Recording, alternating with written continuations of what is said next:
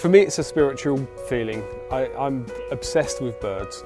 So to be in the air with them, to see every expression on their face, to predict every movement, to observe their behaviour, it's like a dream come true for me every time I go and fly.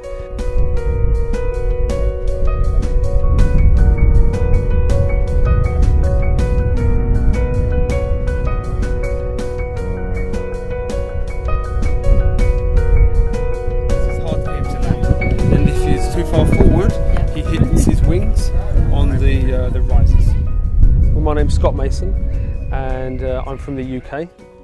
I now live in Pokhara, Nepal, and we run a project called Parahawking, which is essentially we train birds of prey, rescued birds of prey that can't be released back into the wild.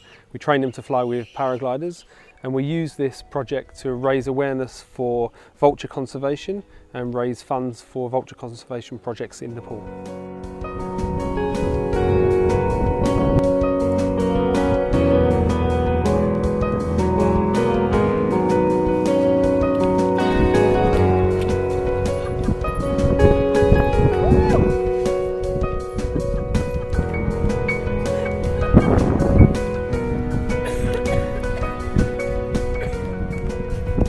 I was running a graphic design business in the UK, and I felt that, you know, I needed to explore the world and to see what my options were. And I took a year out, travelled the world, ended up in Nepal, and took a paragliding flight.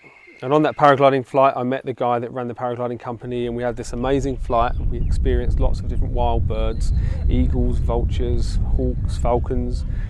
As a bird trainer, I was overwhelmed with the experience, and we talked about the possibility of training some birds to fly with us as a pipe dream, really, just as an idea. And then on leaving, I was presented with an option to stay to actually train two black kites, one of which we have over here, that had been rescued on that day. A tree had been chopped down and two black kites had fallen out of the nest. And there was this opportunity to train these two black kites, to rear them and to see if we could train them to fly with the paragliders.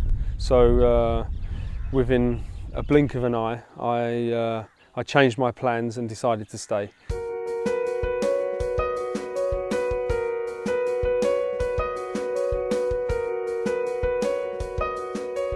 The project itself, it started out as an experiment to see if birds could be trained to fly with paragliders, and it's grown from there through my passion and obsession with birds of prey. I mean, I've been a bird trainer for nearly 30 years, and then I discovered paragliding, my new obsession, my new passion.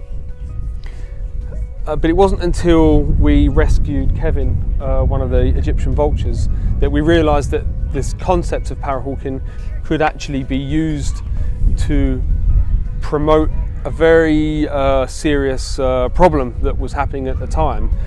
Vulture numbers were plummeting, and they wasn't receiving the press that they really needed, and so we had this project that was receiving a lot of publicity. And then suddenly we were presented with a vulture, so we could use this vulture as an ambassador to promote vulture conservation using the concept of parahawking.